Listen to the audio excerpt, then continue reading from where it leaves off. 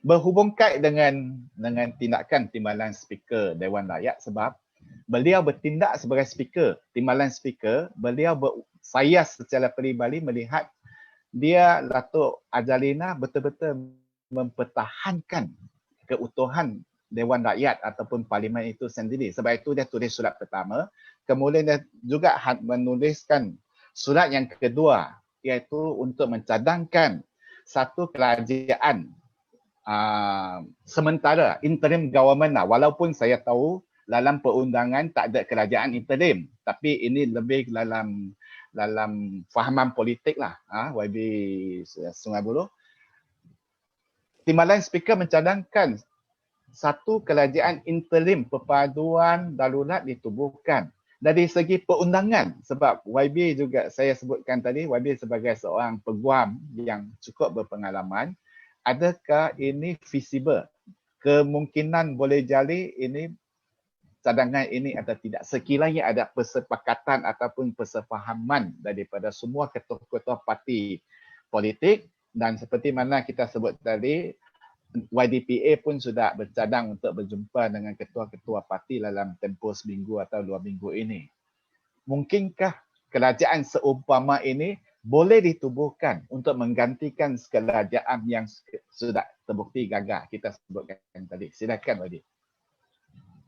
Dari segi politik, seratan dan semua penonton, apa-apa yang boleh dijadikan satu muafakat, boleh jadikan, boleh dibuat. Itu ialah hanya sama kita boleh dapat muafakat atas isu itu.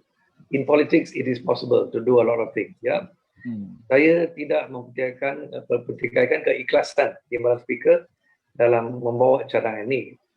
Mungkin dia nampak hanya inilah cara tunggal untuk negara kita keluar daripada keadaan sekarang, deadlock macam sekarang, di mana nampaknya macam kerajaan PN tak ada mandat yang tulen, tak ada mandat dari segi legal, sangat takut sebagai satu kerajaan hilang majoriti, hilang kuasa dan sebagainya itu, ya. Dan so inilah cadangan dia. Bagi saya cadangan ini boleh dipertimbangkan, bukan kita tolak, ya. Tapi kita tidak mahu apa-apa penglibatan kita dalam kita ni pembangkang lah secara keseluruhan, ya. Bukan saja Pakatan Harapan, tapi semua ahli parlimen dalam barisan pembangkang, ya. Semua parti politik, dia sebut semua parti politik. So, barisan nasional itu UMNO, MCMIC, Warisan, Pejuang, semua. Tapi kita tidak mahu, kita maksudnya pembangkang lah, ya. Kita tidak mahu penglibatan kita menjadi satu token saja. Tak boleh, ya.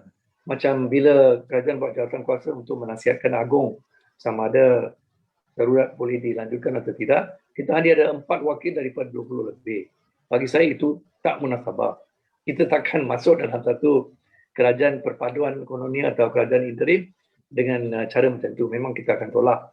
Tetapi tekan, so jadi saya nampak setakat ini, walaupun Timbalan Speaker sudah lontarkan idea ini, dari segi barisan kerajaan pusat, Perdana Menteri termasuk kabinet dia, termasuk parti-parti mereka, tak ada seorang pun yang cadangkan ke kerajaan perpaduan. Not one of them, ya. Mereka tak nampak macam menolak idea ini dan tak mahu kemukakan idea ini. Jadi tetapi atas tanggapan, ya, tanggapan saja, assumption lah.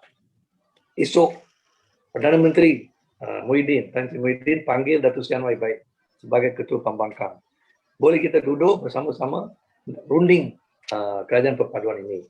Dan ini contoh lah, ya, contoh.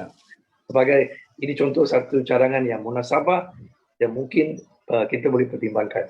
Okey, kita akan gabung dua kekuatan kita. You ada separuh MP, saya ada separuh MP.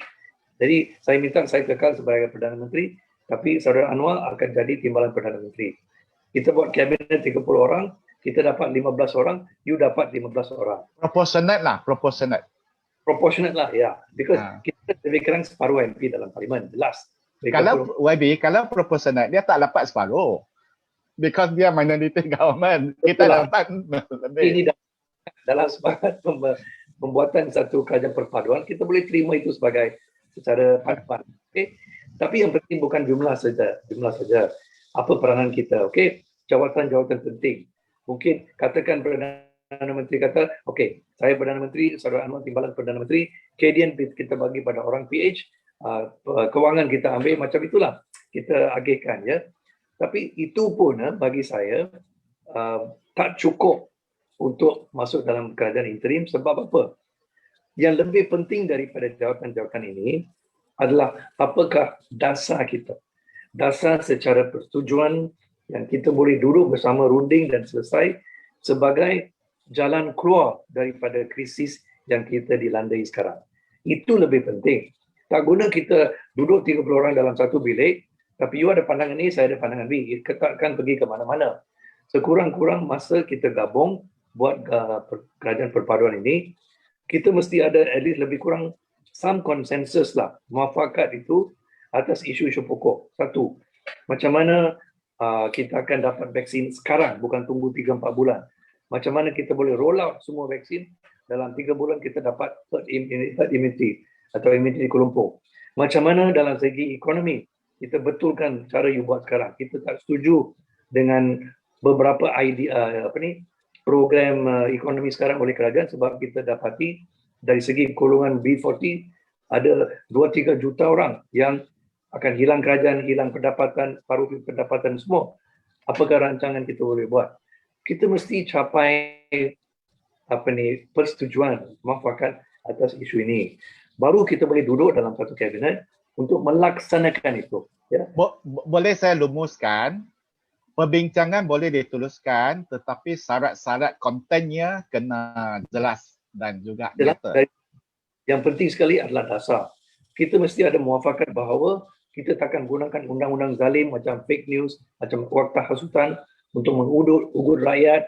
Kita mesti ada SOP yang munasabah, yang jelas. Dan ini kita tak mahu satu kerajaan otoritarian lah. Kalau kita ambil bahagian, kita mahu satu kerajaan yang bertindak secara demokratik dan demokrasi tulen, bukan demokrasi name. So, bagi saya dasar ini kena jelas dulu.